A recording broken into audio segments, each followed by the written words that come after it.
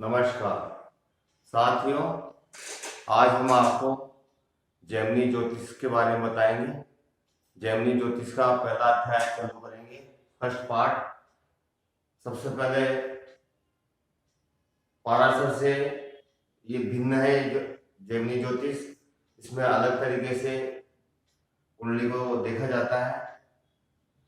ग्रह वही 9 होते हैं, सूर्य, चंद्रमा, मंगल, राहु, बृहस्पति, शनि, केतु, बुध, शुक्र और राहु। ये ग्रह 9 ही होते हैं। जेमिनी ज्योतिष में भी 9 ही ग्रहों को लिया जाता है। बृहस्पति, बुध, शुक्र, चंद्र, केतु, राहु, मंगल, शनि और सूर्य, 9 ग्रह ही जेमिनी ज्योतिष में होते हैं। जो ग्रह जेमिनी जो पाराशर ज्योतिष में जो ग्रह माने गए हैं 9, वही जेमिनी ज्योतिष में होते हैं। उनको स्थिर कारक कहते हैं, यानी सूर्य जैसे पिता का कारक है, चंद्रमा जैसे माँ का कारक है, मंगल छोटे भाई का कारक है, बृहस्पति बड़े भाई का कारक है और बृहस्पति पुत्र का भी कारक है, और जो है शनि मजदूर या कर्म का कारक है, और सूर्य पिता का कारक है। इस तरह से स्थिर कारक होते हैं हर ग्रह के। ये पाराशर ज्योतिष में होते हैं और जेमिनी ज्योतिष में भी स्थिर कारकों का यूज बराबर किया जाता है। लेकिन जेमिनी ज्योतिष के अंदर चर कारक भी लिए जाते हैं। चर कारक कैसे बनते हैं? ग्रहों की डिग्रियों के अनुसार चर कारक बनते हैं।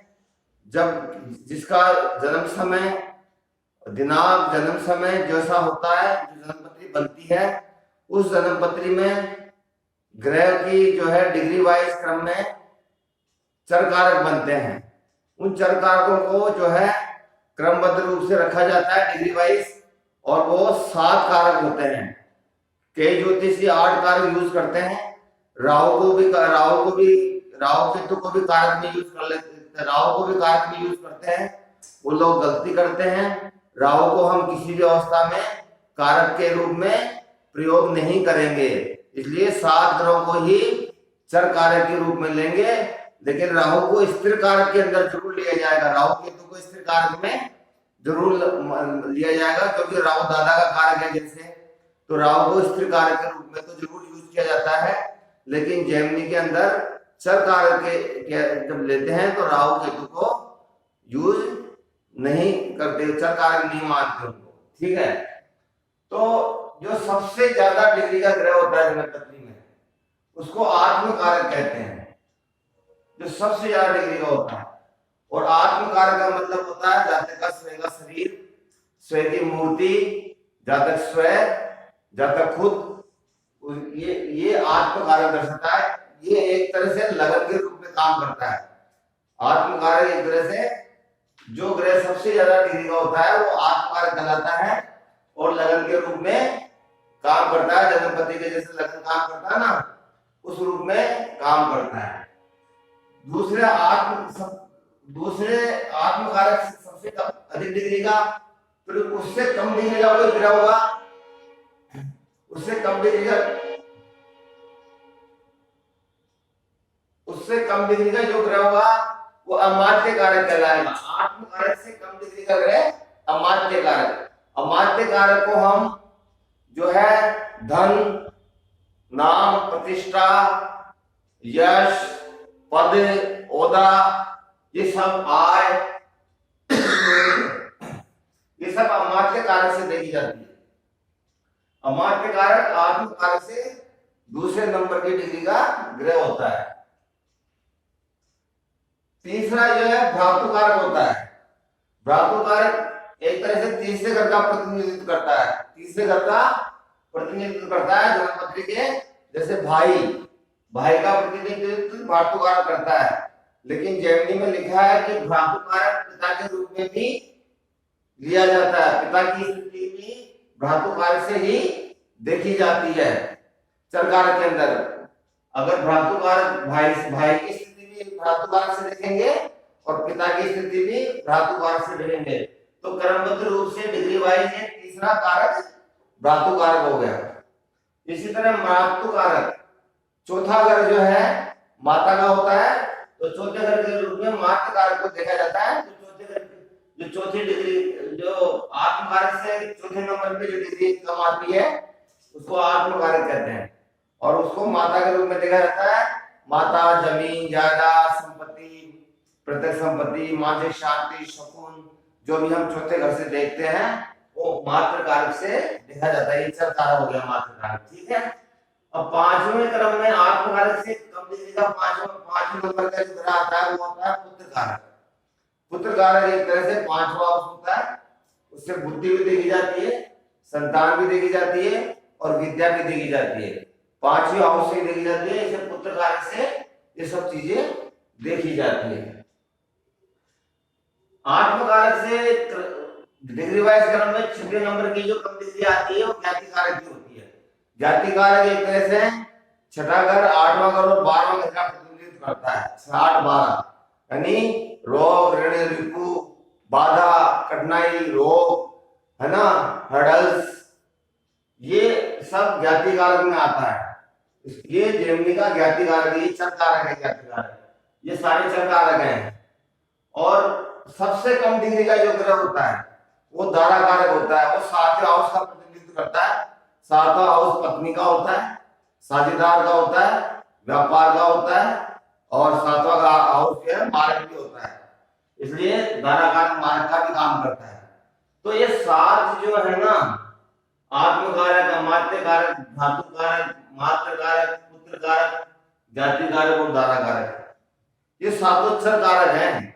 ये डिग्री वाइज जन्मपत्री में जो जन्मपत्री जब बनाएंगे आप किसी की बायोडाटा लेके, तो जो सबसे अधिक डिग्री का आत्म कारक, उससे कम डिग्री का मात्र, उससे कम डिग्री का भ्रातु, उससे कम डिग्री का मात्र, उससे कम डिग्री का पुत्र, उससे कम डिग्री का ज्ञाति और उससे कम डिग्री का सबसे कम डिग्री का दारा कारक होगा।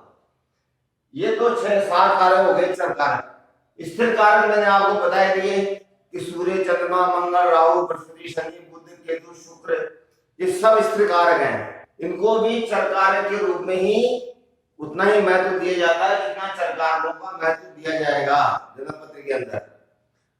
चर कारक और स्थिर कारक दोनों को बराबर समान रूप से महत्व देते हुए जेमिनी ज्योतिष को देखा जाता है।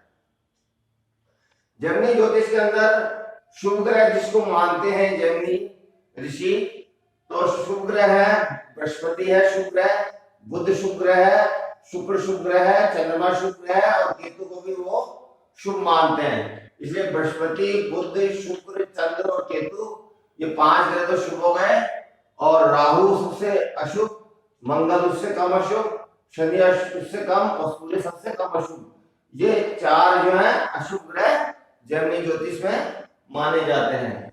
ये तो कुंडली की बात हो गई, कुंडली चर कारक और स्थिर कारक। स्थिर ये सारे ग्रह स्थिर कारक होते हैं, और जो 5 ग्रह हैं बृहस्पति, बुध, शुक्र, चंद्र, केतु शुभ है, और 4 राहु, मंगल, शनि और सूर्य अशुभ ग्रह माने जाते हैं। ये तो इन चर कारकों की बात होगी। अब जेमिनी ज्योतिष के अंदर जो है दृष्टि जो है, जैसे हम पाराशर के अंदर ग्रहों की दृष्टि देखी जाती है, वो दृष्टि यूज नहीं करते। उस दृष्टि का, पाराशर की दृष्टि का जो है जेमिनी ज्योतिष के अंदर प्रयोग नहीं किया जाता। जेमिनी में चर, स्थिर, दिशा, ये 3 राशियां, 3 तरह की राशियां होती है, चर, स्थिर, दिशा, है ना। तो इन चर, स्थिर, दिशा, चर राशि जो है अपने से निकटतम स्थिर राशि को छोड़ के समस्त स्थिर राशियों को देखती है। कोई भी चर राशि हो वो अपने से पास वाली स्थिर राशि को छोड़ करके, जस्ट पास वाली, वो आगे वाली होगी, जस्ट आगे वाली स्थिर राशि को छोड़ करके बाकी सभी राशियों को, राशि पर दृष्टि डालती है। और स्थिर राशि अपने पीछे वाली चर राशि को छोड़ करके, अपने निकटतम पीछे वाली चर राशि को छोड़ करके सब चर राशि पर दृष्टि डालती है स्थिर राशि। और दिशा राशियां एक दूसरे पर, सारी दिशा राशियां एक दूसरे पर दृष्टि डालती है। तो जो दृष्टि देखी जाती है वो ग्रहों से नहीं देखी जाती जेमिनी में। जेमिनी में राशियों से दृष्टि देखी जाती है, चर, स्थिर और दिशा। मैंने बताया कि चर के अंदर जो है निकटतम स्थिर राशि को छोड़ करके सारी स्थिर राशियां का चर राशि को देखेगी वो राशि।